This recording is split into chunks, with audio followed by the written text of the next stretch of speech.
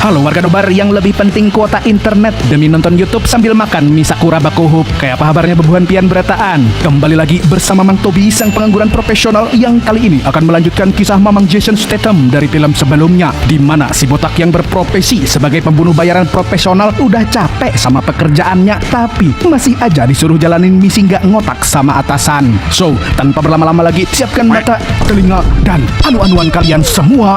Mari kita nobar dan inilah Mechanic Resurrection.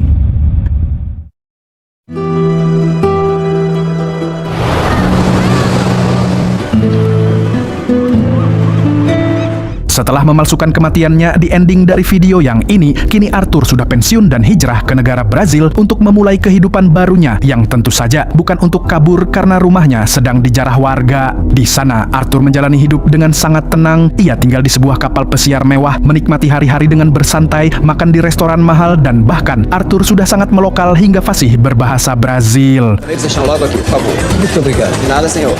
Essa menina de vermelho passou de roupa, todo mundo quis ver ela. Saat Arthur sedang ingin makan cantik di sebuah restoran, Arthur tiba-tiba didatangi oleh seorang wanita asing yang sok akrab. Wanita itu mengaku adalah utusan dari seseorang yang ingin memberikan misi bunuh-membunuh lagi kepada Arthur. Misinya yaitu Arthur harus membunuh 3 orang dan tentu saja pembunuhan itu harus terlihat seperti sebuah kecelakaan biasa. Karena sudah pensiun, Arthur males nanggepin si wanita sok asik ini. Yang saking malesnya, Arthur pun berpura-pura tidak bisa berbahasa Inggris. Gak bisa bahasa Inggris. You even have the accent right. Karena merasa ditolak, si wanita pun mengancam akan mendoxing bahwa Arthur hijrah ke Brazil. Tidak terima karena diancam akan dipiralkan, Arthur pun melakukan hal ini. What are you doing?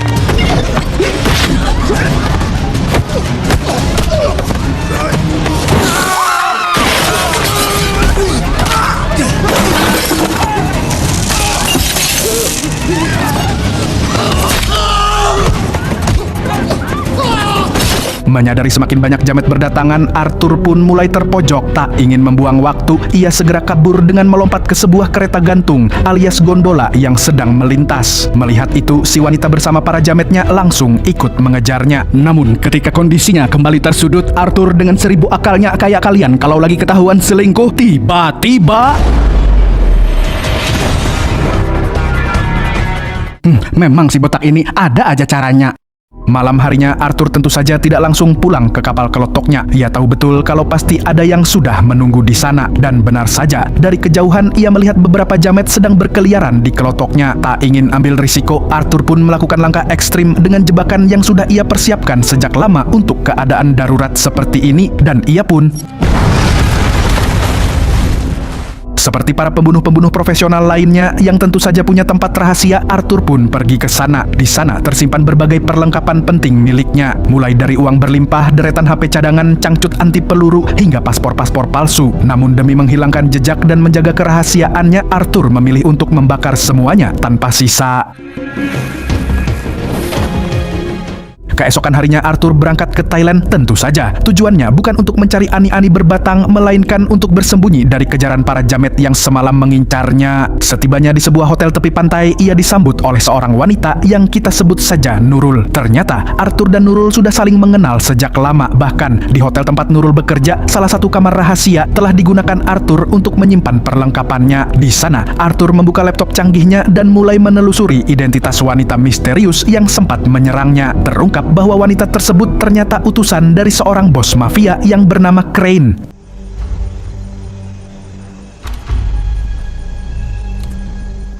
Saat Arthur sedang melihat-lihat pemandangan, ia melihat pemandangan yang tak biasa. Seorang gadis terlihat menghampiri Nurul untuk meminta kotak P3K. Nampak di tubuhnya dipenuhi luka lebam seperti habis dipukuli. Anehnya, dengan luka separah itu, dia menolak tawaran bantuan dari Nurul dan malah pergi begitu saja.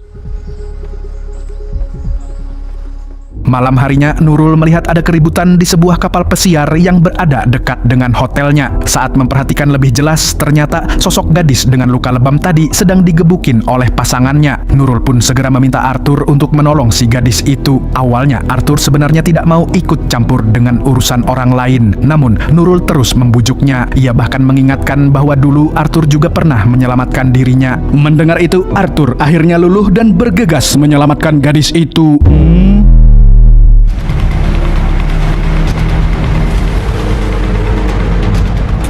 Sesampainya di kapal, ternyata benar si gadis sedang disiksa oleh pasangannya. Awalnya, Arthur mencoba menyelesaikan masalah itu dengan cara baik-baik. Namun si tambuk ini nekat menyerang Arthur menggunakan alat alat pancing. Is he dead? Loh, kok langsung mati?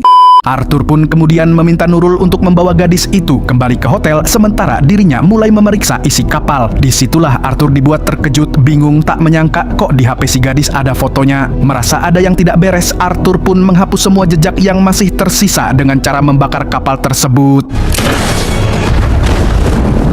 Sesampainya di daratan, Arthur langsung menginterogasi gadis itu dan menanyakan apa hubungannya dengan Crane. Arthur heran kenapa foto tampannya bisa dimiliki oleh dua wanita, padahal jejak kehidupannya sudah ia hapus dari lama. Alih-alih menjawab, ia malah karena tidak sanggup melawan keperkasaan si botak, gadis yang bernama Gina itu pun akhirnya menjelaskan bahwa ia sebenarnya bukan bagian dari anak buah Crane. Ia dipaksa untuk menarik perhatian Arthur agar Crane bisa menangkapnya. He has something on me. I had no choice. Look like a victim. Get next to me. Yeah. Okay, so you fall for me, and Crane thinks he has leverage on you. Mendengar pengakuan Gina, Arthur pun makin kesal dengan kelicikan Crane yang begitu ngotot menyeretnya kembali ke dunia bunuh-membunuh, bahkan sampai bela-belain mengutus dua wanita aduhai. Dari sinilah Arthur pun langsung mendapatkan ide cemerlang. Ia akan berpura-pura masuk ke jebakan Crane dan menjalankan misi yang diperintahkannya. Lalu di saat Crane lengah, Arthur akan membalikkan keadaan. Awalnya, Gina menolak ide itu karena takut, tapi setelah Arthur berjanji akan membebaskannya dari cengkeraman Crane, ia akhirnya setuju untuk ikut dalam rencana tersebut. So you have to live.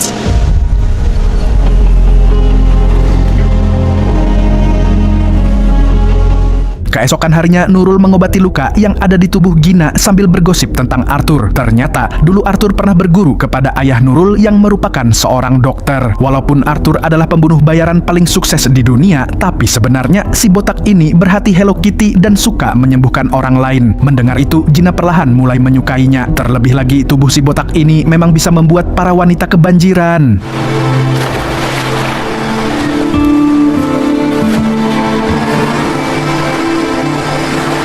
Di sisi lain, Arthur masih menyelidiki latar belakang Gina. Ia kemudian menemukan fakta bahwa Gina adalah mantan pasukan khusus yang mengalami PTSD. Dan untuk menyembuhkan traumanya, ia memutuskan untuk menjadi pengasuh anak yatim piatu di Nganjuk untuk menghapus dosanya yang telah membunuh banyak orang di medan perang. I don't know, it just felt right here. And then, when I came to...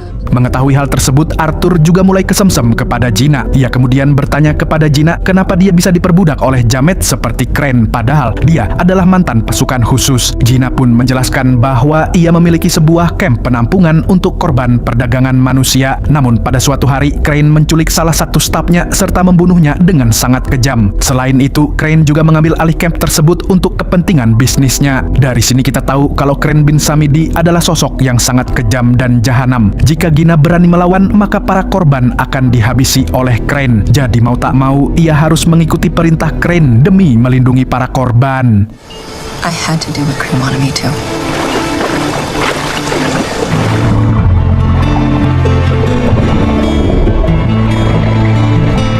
Keesokan harinya, Arthur melihat sebuah kapal mencurigakan yang ia yakini milik para jamet suruhan Crane. Untuk menghindari kecurigaan, Arthur dan Gina pun segera berpura-pura layaknya sepasang kekasih yang sedang menikmati waktu bersama. Alah, pasti suka beneran.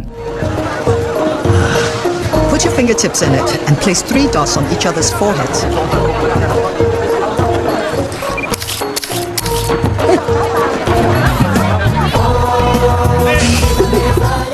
Malam harinya, Arthur dan Gina deep talk di tepi pantai. Arthur kemudian bercerita bahwa dirinya dan Crane sebenarnya sudah saling mengenal sejak kecil. Keduanya sama-sama yatim piatu dan sempat dimasukkan ke dalam barak gangster di London. Saat beranjak dewasa, mereka mencoba melarikan diri dari tempat itu. Namun nasib berkata lain. Arthur berhasil kabur sementara Crane tertangkap basah. Akibatnya, Crane dihukum dan disiksa habis-habisan oleh para gangster. Dari sanalah Crane menyimpan dendam kepada Arthur hingga saat ini. Lah, aku juga kalau digituin pasti dendam. Kembali ke cerita. Setelah mendengar masa lalu kelam itu, Gina pun mencoba menghibur Arthur dengan cara ini.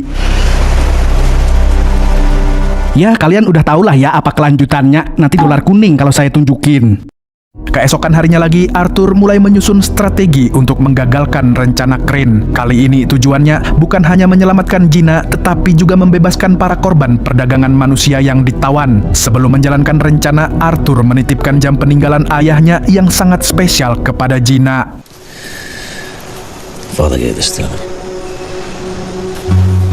Tak lama dari itu, para jamet Crane datang untuk menangkap Arthur dan Gina. Mereka pun berpura-pura seperti tertangkap basah sesuai dengan rencana mereka.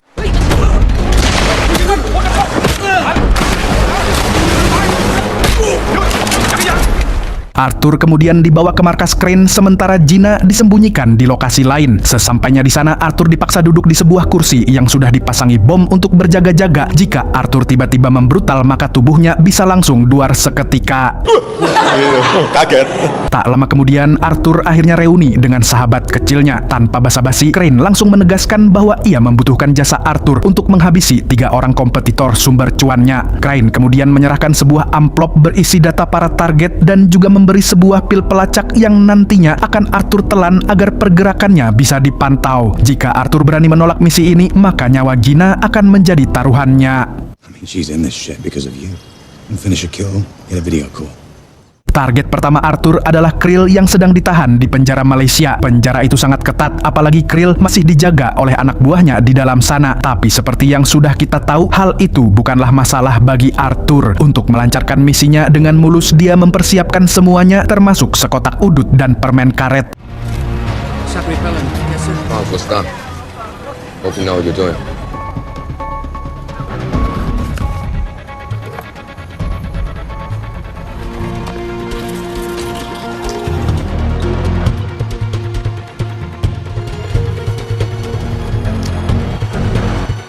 Keesokan paginya, Arthur sengaja menyamar sebagai seorang buronan caper di depan polisi dan berakhir masuk ke dalam penjara. Arthur akhirnya berhasil menyusup ke dalam penjara dan melewati pemeriksaan dengan sangat mudah. Meskipun sipir sempat memeriksa udut, permen karet, dan pometnya. Loh, pomet?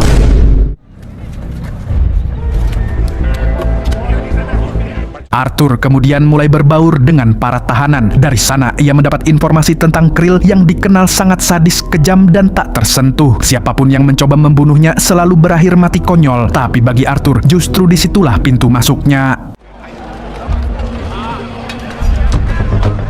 Melihat adanya tahanan yang melakukan barter senjata, Arthur sengaja membuat sedikit keributan untuk mengalihkan perhatian. Dengan cepat, ia mencopet pisau yang disembunyikan di cangcut salah satu tahanan. Dan tepat ketika seorang tahanan lain yang bertangan buntung prostetik ini hendak menyerang Krill, Arthur bergerak sigap dan justru menyelamatkan Krill dari serangan itu. Melihat aksinya tadi, Krill mulai percaya pada Arthur dan bahkan mengundangnya masuk ke sel pribadinya. Di sana, Krill sedikit membuka cerita tentang kehidupan di penjara itu. Namun saat Krill lengah, Arthur langsung bergerak cepat dan...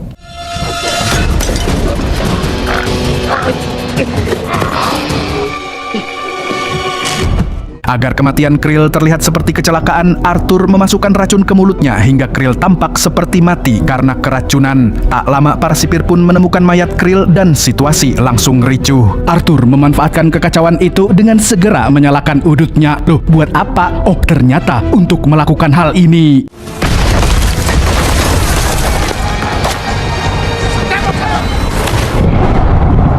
Arthur akhirnya dijemput oleh anak buah Crane menggunakan kapal. Di sana, ia meminta mereka segera menghubungi Crane karena ingin memastikan kondisi Gina. Setelah melihat Gina masih baik-baik saja, Arthur pun bersiap melanjutkan misinya untuk membunuh target berikutnya.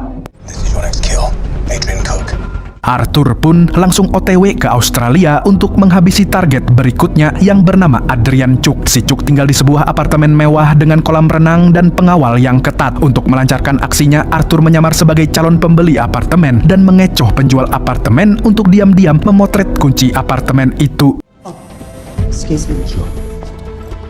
Sorry about that. So where were we? Setelahnya, Arthur pun menduplikat kunci itu dan menyiapkan alat kecil yang bisa memecahkan kaca. Setelah semuanya siap, ia menyamar sebagai tukang pel dan menyusup ke dalam apartemen menggunakan kunci duplikat yang telah dibuatnya. Dan dengan tenang, ia memasang alat itu dari sisi luar kolam.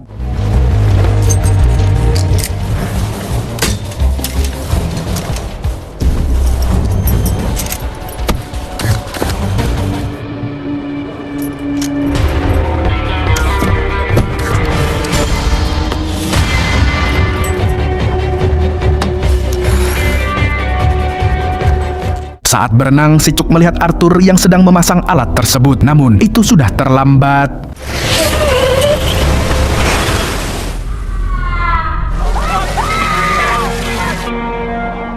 Sekali lagi Arthur berhasil menuntaskan misinya dengan bersih tanpa meninggalkan jejak. Crane langsung melihat berita tentang kematian si Cuk yang disebut mati karena kecelakaan. Karena misi berjalan sesuai rencana, Crane pun menepati janji dengan menelepon Arthur untuk memberitahu bahwa Gina masih hidup. Saat video call berlangsung, Gina dengan sengaja memperlihatkan kode kapal yang ada di belakangnya agar Arthur bisa melacak lokasinya. Namun aksinya ketahuan oleh salah satu anak buah Crane yang langsung mematikan panggilan tersebut. Untungnya Arthur berhasil mengambil screenshot kode kapal tersebut. It's the Harbour Master's office?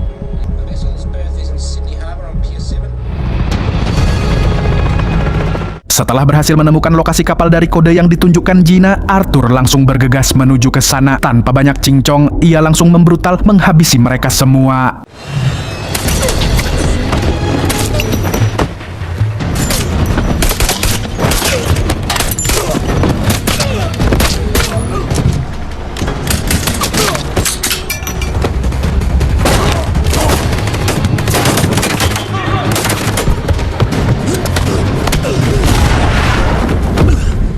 Tapi sialnya, Crane sudah mengantisipasi kedatangan Arthur. Alhasil Arthur pun tertangkap dan terpaksa harus melanjutkan sisa misinya. Karena jika tidak, maka Gina akan dihabisi di depan matanya langsung. Merasa kesal karena gagal menyelamatkan Ayang, Arthur pun kembali menghajar para jamet.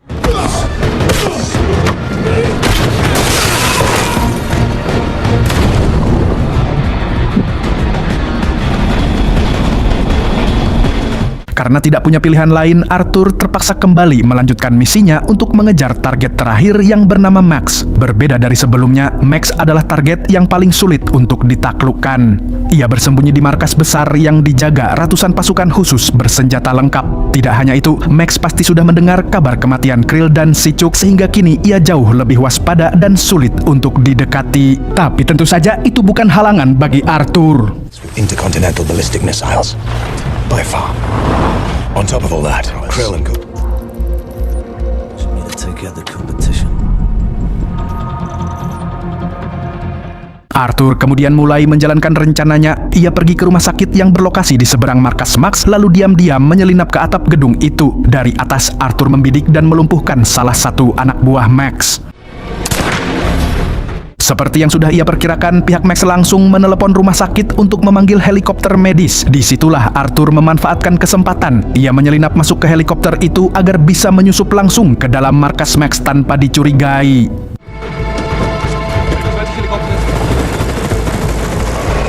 Sesampainya di markas Max, Arthur langsung bergerak cepat. Ia mematikan sistem CCTV dan mulai menghabisi para jamet satu persatu secara diam-diam.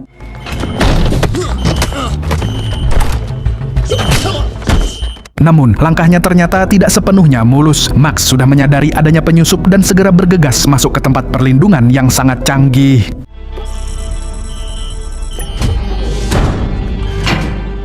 Tapi di luar dugaan, ternyata Arthur sudah lebih dulu masuk dan duduk manis di dalam ruangan itu sambil menodongkan senjata. Alih-alih membunuh Max, ia malah menawarkan kerjasama karena Arthur tahu Max juga ingin menyingkirkan Crane. Rencananya, mereka akan memalsukan kematian Max sehingga Crane mengerahkan pasukannya untuk mencari jasadnya. Saat Crane lengah, Arthur akan membunuhnya dan menyelamatkan Gina. Max pun langsung menyetujui rencana itu. Arthur kemudian mulai menyiapkan bom untuk diledakkan sebagai bukti palsu bahwa ia telah membunuh si Max.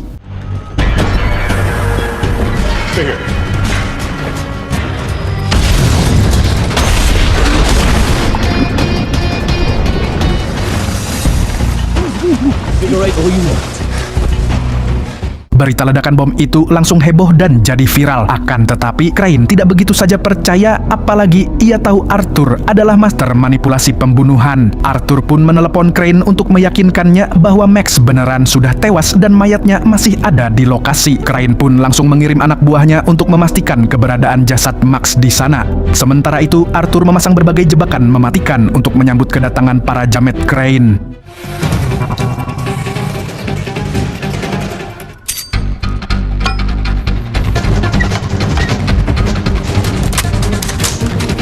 Anak buah Crane pun tiba di lokasi, sementara Crane dengan mental kerupuknya hanya memantau lewat kamera yang terhubung ke para jametnya. Saat para jamet sedang menyisir setiap sudut lokasi itu, tiba-tiba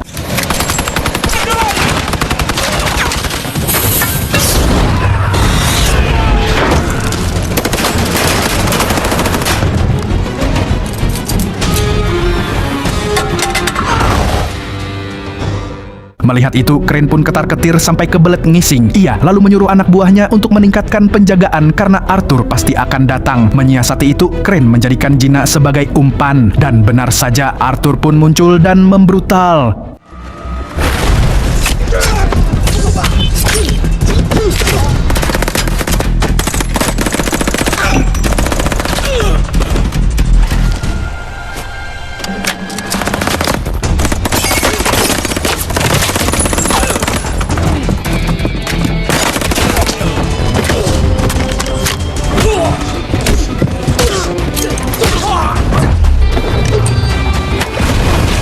Karena merasa terpojok, Crane mengaktifkan bom di dalam kapal dan bersiap untuk kabur dengan helikopternya. Menyadari itu, Arthur segera menyuruh Gina masuk ke dalam tabung penyelamat agar selamat dari ledakan. Saat Gina sudah aman, Arthur langsung bergerak menghadang Crane dan para jametnya yang mencoba melarikan diri.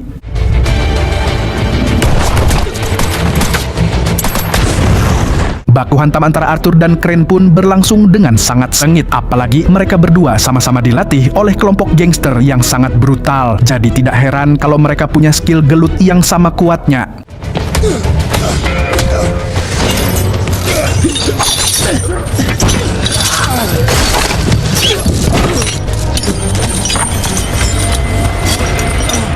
Kemudian Arthur mengikat Crane agar ikut meledak bersama kapal. Dia pun segera kabur dari sana, akan tetapi